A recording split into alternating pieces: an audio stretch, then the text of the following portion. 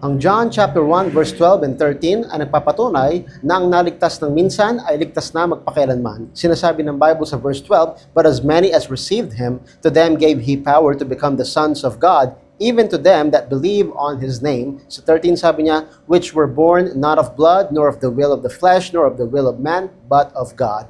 Ang sinasabi ng Biblia na kapag sumampalataya ka sa Kanya, sumampalataya ka kay Kristo, ikaw ay naging anak na ng Diyos. Hindi lahat ng tao sa lupa ay Kanyang mga anak. Lahat ng tao ay nilikha niya, pero ang mga anak niya, yung mga sumampalataya lang sa ating Panginoong Hesukristo. At hanggang kailan Kanya anak, wala ng katapusan. Bakit? Sinasabi niya na hindi pinanganak ng dugo, ni ng kalooban ng laman, o ni ng kalooban ng tao, pero ng Diyos. Hindi na tayo pinanganak sa laman. Anong panganak nito ang ating mga magulang? Saan niya tayo pinanganak? Sa Espiritu. Bakit? Ang Espiritu natin ay patay na nung tayo nagkasala. Pero muli niyang binuhay. Nagkaroon ito ng buhay na walang hanggan. Yun ang kanyang regalo kapag sumampalataya ka. Hanggang kailan mabubuhay ang Espiritu ko? Wala nang katapusan. Hindi na siya pwedeng mamatay uli. Ilang beses niya ako pinanganak? Isang beses, at ito ay wala nang katapusan. Pero, kapag ikaw ay sumampalataya kay Kristo at naging anak ng Diyos at nagpapatuloy ka sa kasalanan, ikaw ay paparusahan ng Diyos sa lupa ayon sa Hebrews chapter 12. At ang sinasabi niya doon, na pinagwiwikaan niya ang mga anak niya at pinapalo at hinahampas.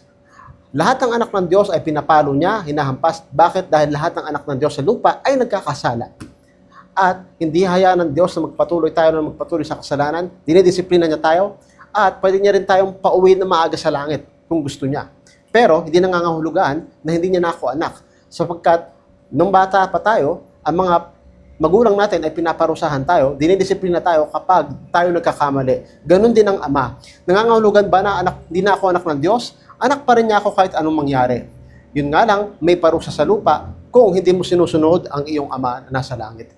Pero kung saan ang ama, doon din ang mga anak ng Diyos. Walang anak ng Diyos sa impyerno, yung mga anak ng Diablo ang nasa impyerno. At yung mga anak ng Diyos, tatahan kung nasaan ang kanilang ama. Ito ang pagpapatunay na naligtas ng minsan ay ligtas na magpakailanman.